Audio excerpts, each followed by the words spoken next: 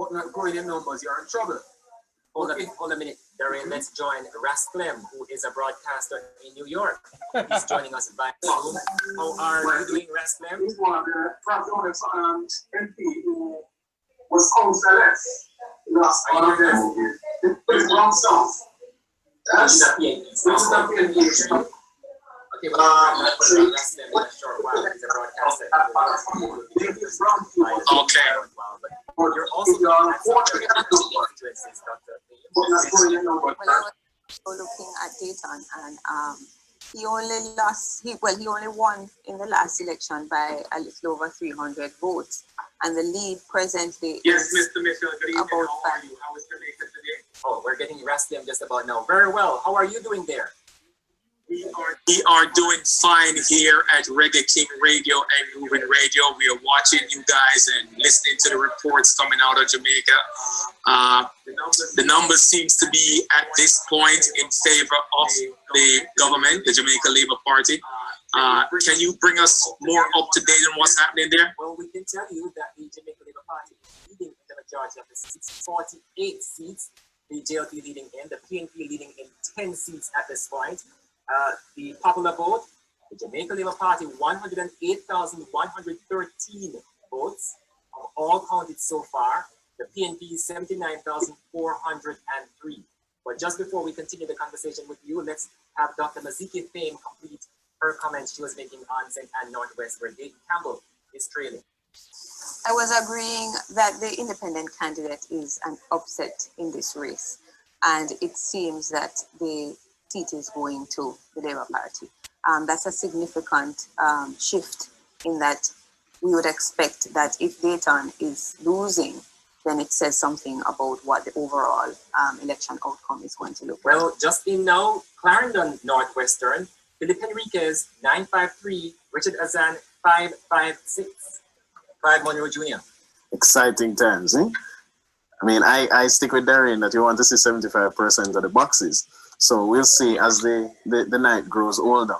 I'm looking presently at St. Catherine Northeastern.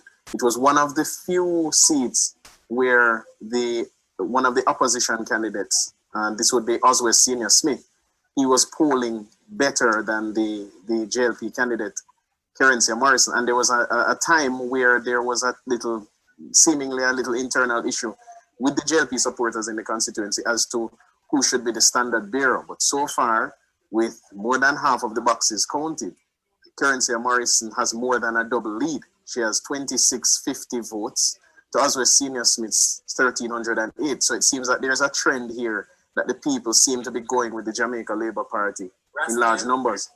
Yes. What interest are you finding in the elections in Jamaica from New York? Well, what I'm looking at is the age of the folks who are voting in Jamaica.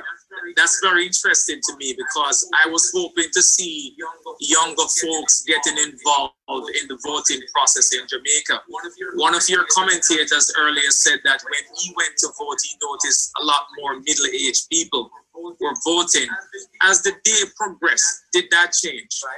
Well, I wasn't there for the whole day, so I can't speak to all of that. But certainly, I was there from roughly about 7 to about 9 a.m.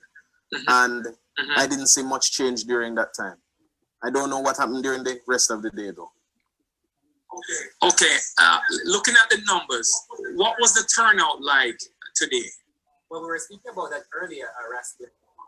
What we had was a 39% voter turnout. This was up to 2 o'clock, Darren? 31 up to 2 o'clock, so it's quite low. But since you're on the matter of voter turnout, there were several variables, Darren. We spoke earlier about the issue of COVID-19, but hasn't the weather also played a part? I don't think we're bad the weather. I think it was good for, it wasn't too hot. We didn't have a lot of rain, so I think it was good there.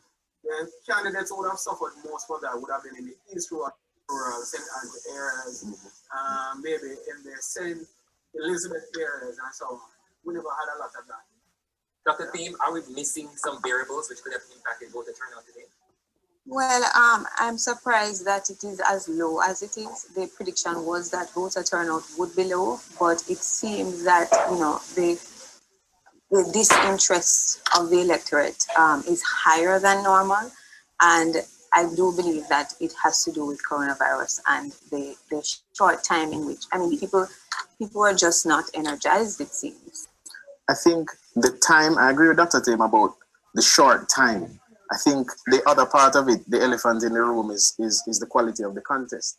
It seems that a lot of persons didn't consider Dr. Phillips as the macro head of the opposition. To break that down for us. In speaking to a lot of persons who normally would have voted, well, let me not say a lot, some persons who normally would have voted but did not vote, one of the things that kept coming up was that they did not see a credible option from in terms of the ultimate leadership of the country, separate and apart from the micro contest of whoever the candidate was in the constituency voting. And I suspect that in the final analysis, that is going to come up. And that some persons might even say, if the PNP loses very big as it seems to be trending, that Peter Phillips may have dragged them down and caused them to lose their seat. Well, Clive, I draw your attention to Manchester Central. The other Peter Bunting, could now be looking to the hills from whence cometh his strength. He will be hoping for Belfield division to turn out big for him. 48 of 128 is trailing by 1,000 votes. That's important. Let's go back to those numbers. Let's go back to those numbers there. So that's 3,415, Rhoda Crawford, and Peter Bunting, 416. 999 if I calculated correctly. Rowan Chung is there, 21. I have some updated figures here for Rhoda Crawford at 3722, Peter Bunting at 2722, $53. So 1,000. That's exactly 1,000. Yes. With more than, well, not more than, roughly approaching half of the ballots. Of 128. So if you did 40-something percent of ballots counting, that can't be good for Mr. Bunting. And that was why I was saying that it may very well come down. The election was planned out, even from the way it was advertised. You notice on the JLP side, it was run very top down. On every candidate, you saw a picture of Andrew Holness and the candidate beside Andrew Holness. So it was, in essence, for every elector, you know who you're voting for. It's the man in the left-hand corner. Yes. So let's bring back Rastlem to this discussion here. What are members of the diaspora demanding, though, from the next government aspect? One, in our last conversation last Sunday, Damien, we spoke about getting the diaspora more involved in the voting process in Jamaica. But before I go there, I have a question for your panel. Could this election have a changing factor in how elections move forward in Jamaica? Because listening to the comments of some of your commentators here on the panel tonight, there's a report coming out of Jamaica about Dr. Peter Phillips is going to step down if he loses this election. And it seems as if the man who challenged Dr. Phillips for the leadership of the Jamaica, for the People's National Party, Peter Bunting, it seems as if he's on the losing end. So how will this change moving forward? That's a good question. Darren, who is the politics man? Darren, what is the implication? It's still early days, you know. Remember, if you look at that, see, if Peter Bunting loses, and I said, we still have a bit of way to go in the election before. But if Peter loses, then at least looking at some case, and he's by about 20 votes. Really want somebody to build the party from the ground up, because they lose tonight. Based on the trends that we are seeing, it is going to be a close one. Yes. So you would need somebody to rebuild the party. Peter Bunting in political very early, or at least at the upper stage. It puts question marks over his head. Likewise, this hand. Right? I agree.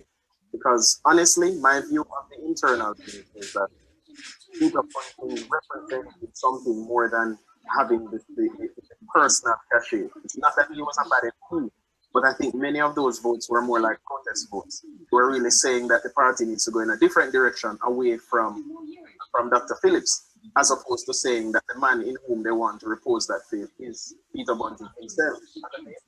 I want to comment on the earlier idea of, the Phillips candidate versus the Holness candidate, and the idea that the Jamaican population is endeared by leaders as opposed to teams.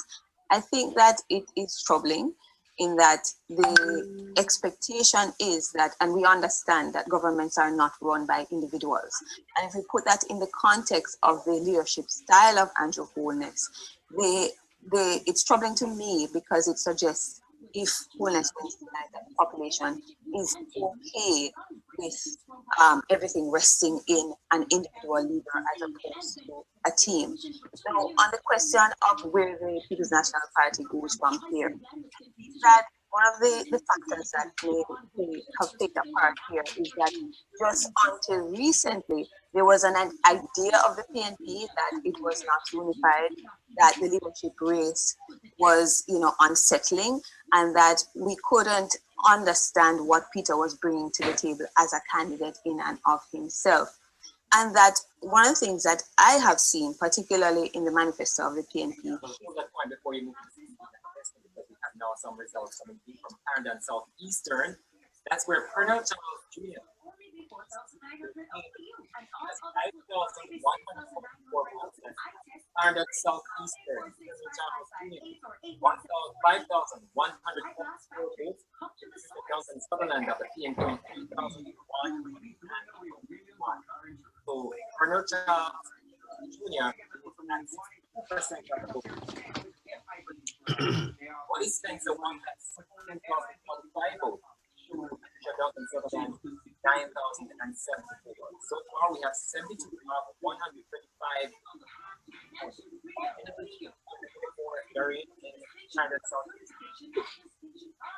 I remember that by-election that was held just maybe a few months ago. The PNP contests and Dr. Dante, honest, can we go on with a discussion while I try to get the TVJ feed? They are on break now still, they're not really good. In fact, they're doing a bit of coverage. I'm watching them on my big screen. They're a bit of coverage on this one, but they're on break now. All right, so go ahead then. Go ahead, Philip. No, somebody else talk. I'm just chilling there. Continue with this? Yeah. No. the numbers. I just wanted, you're going to let him talk. I just wanted to answer Donahue's question. Go ahead. Donahue asked how many independent candidates. There are a total of 10 independent candidates. And so that's why I think it stood out to me in particular. But as you can see, the seat that I was certainly most concerned about, that is what we hear from our media counterparts discussing the impact on Dayton Campbell, that it had a negative. Sorry, go ahead, please. Go ahead. Any feedback with Peter Bunting? We know that he had issues with Belfield division. For those who really watched what was happening on the ground and perhaps spoke to and stayed connected, and that kept coming up. And it's almost as if that issue around the Belfield division has continued to hound him, if you will. So any predictions there? Are we predicting that this is indeed going to be a major upset? It will be. It seems as if it's happening. That's what is being discussed, that it's going to be a major upset, but it's yet for us to see. Like I said earlier, Patrick, JLP looking good tonight. And then the question becomes, so voter turnout is low. I think, are they saying it's 38 or 39%? I think I heard, so we're not even at 40. 31% so far. Total? Wow. That is truly, if that is indeed the case, that's abysmal. Really a conversation regarding the number of women, 9, a total of 100 plus candidates, 34 of which are women, and the conversation around the role that women should play or could play in the leadership moving forward. I think that that's important to have, but win or lose for whichever party, I think that both parties require a level of debrief and introspection just based on the voter turnout. We understand COVID-19 is happening and it is a pandemic, but coupled with COVID-19, I think that there's still some amount of disinterest that the parties need to pay attention to. Patrick, there about no Patrick? No. Yeah. I think it's like enthusiasm to among the young people, because the young people turnout is little or none.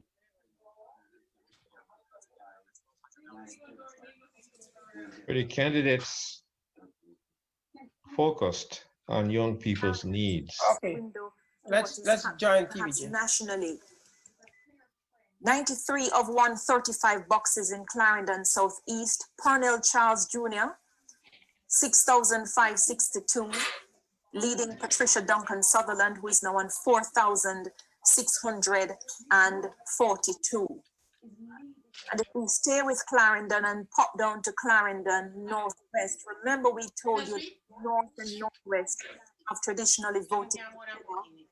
Philip Henriquez of the JLP has 1,871 votes, to Richard Azan of the PNP 1,483, 30 of 107 boxes counted.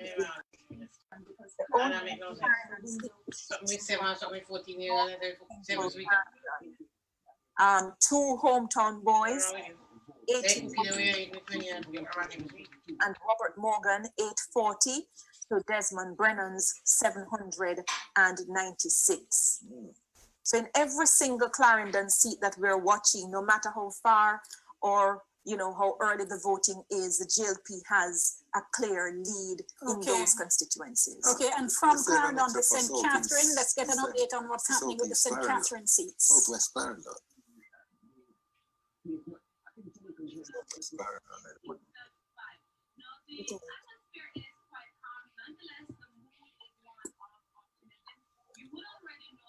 St. Catherine Northwestern, that is Hugh Graham of the PNP 799, that's Bobby Pickersgill's old seat. Newton Amos 788, 26 of 118 boxes. So the turnout seems to be pretty low in that one. St. Catherine West Central, Enid Bennett's old seat. Christopherton 2,789 to Kenyatta Brown of the PNP 878, 57 boxes of 120. In St. Catherine Eastern, Joyce Denise Daly, 68% thus far, 1,173 votes to Dwight Peku of the JLP, 551, 28 out of 118 boxes. Low, very low. And in St. Catherine South Central, not unexpected, Dr. Andrew Wheatley, 4,452 to Kurt Matthews of the PNP, 1,240, 71 of 100 boxes. So that one is headed to an early decision, it seems. Yes. St. Catherine East Central, very interesting. Raymond Price of the PNP, 3,758 to Alonda Terrelong of the JLP, 3,002. Price be bucking the trend here. And St. Catherine Eastern again, Dennis Daly, 1,457 to Dwight Peku, 677. That's very low for that constituency in Eastern St. Catherine. Yes. No surprise.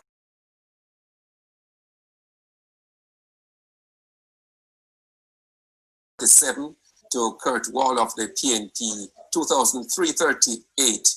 And Upton Blake, the independent, he has 24 votes. Can you go back to St. Anne Northwest? Just before that, we have another declaration to make. TVJ at this point is declaring St. Andrew North Central. Carl-Samuda.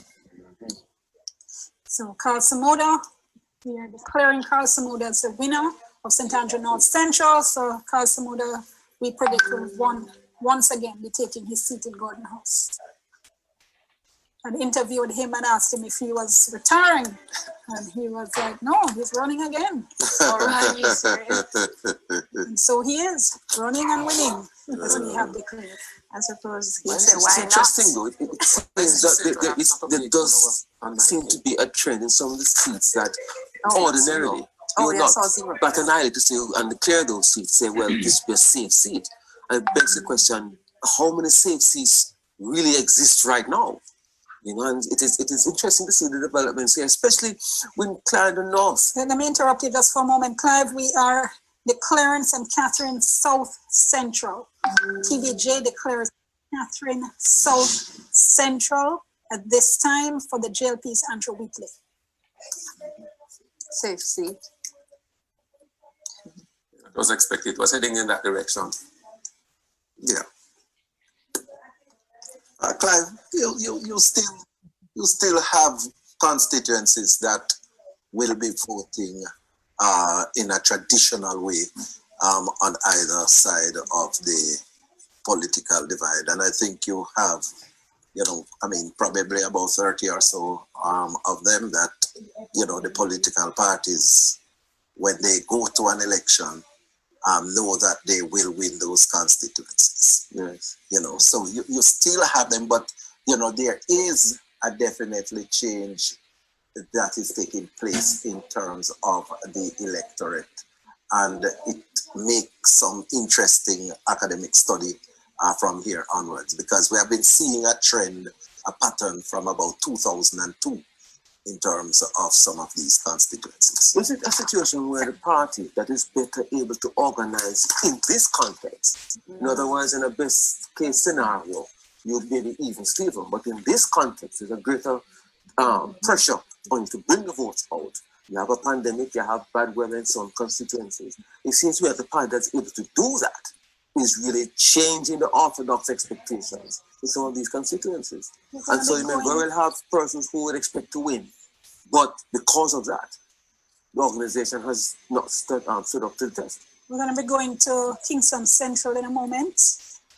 Emily mentioned a little early on that that's an interesting one. Of course, this is a seat that Ronnie Thwaites has held for several terms and was one of those that was being put traditionally in the PNP safe seat column. Ralph Brown and Michael Manley was there,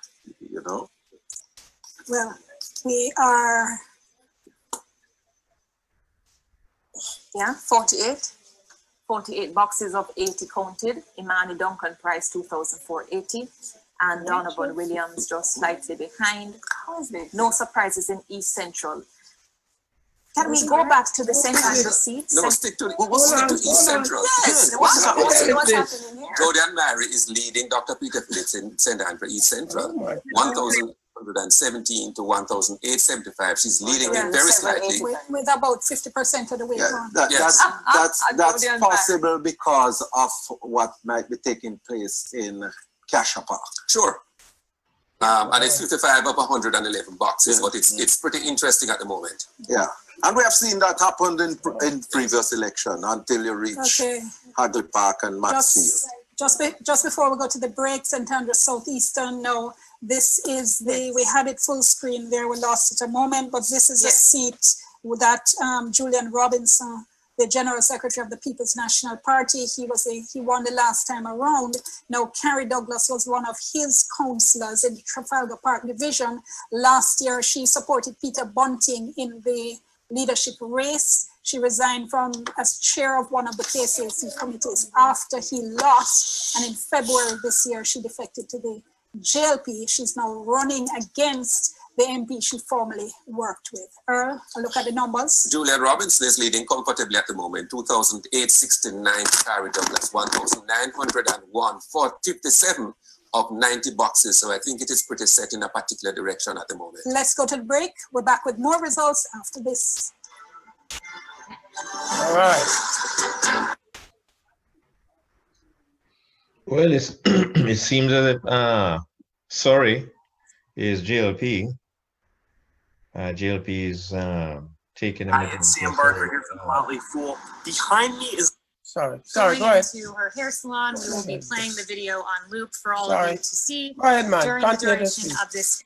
No, I was saying in the eastern end of the country, GLP seem to have is leading that side of the country. So we have some people on this line that we haven't heard from, like Monique. Monique is a journalist. We have Miss Powell. Monique, would you like to weigh in on what's going on? Maybe this is your first election. Sure. Okay. I will speak up for my biggest concern here is the fact that I don't see many young people going out to vote, and it's a bit concerning. And I'm actually wondering what can really be done to have, to kind of get that energy going, to have more young people going out and voting. I mean, I do know that the pandemic is happening. Everything is more shifting towards social media and, online, but, you still have to ask yourself, is it really just that, or is there something else that's preventing, besides the overall low turnout, the young people, what could really be the issue and how can we fix that? Because I think it's very important to have more young people voting. But they are saying that the JLP is attracting the younger voters. I think in general, whether on both sides, it seems a bit low in my opinion. Yeah. Definitely. Yeah. Anybody else? Hi, Patrick. Hi, go ahead. Yeah, I came on a bit late. But from what I've heard so far, I'm really surprised at some of that, what's happening there. Right. Like the Peter Bunting situation. Well, it's too early to declare. Pardon me? Maybe too early to declare. Right. What happened in Eastern St. Thomas? It's too early to. There you go. All right, let's catch back there. Okay. Live coverage of the Wanted to make a point, Patrick. 1 minute, please. Many of the results. Oh, it's back. It's back. Okay. Definite movement towards the Jamaica Labour Party in many of those seats. We've declared some, haven't declared all, but even in the seats that are regarded as traditional safe PNP seats, we are seeing what might be said to be unusually high numbers for the Jamaica Labour Party candidates. We continue to track those. Let's go to, if we could bring up St. Andrew West Rural. Now, this was one of those interesting seats. Juliet Cuthbert Flynn of the Jamaica Labour Party. Now, she had won by over 2,000 votes in 2016. So it wasn't a constituency that would normally be regarded as particularly vulnerable. But the PNP put in a strong candidate in Crystal Tomlinson, who seemed to have been doing a lot of groundwork, and there was a lot of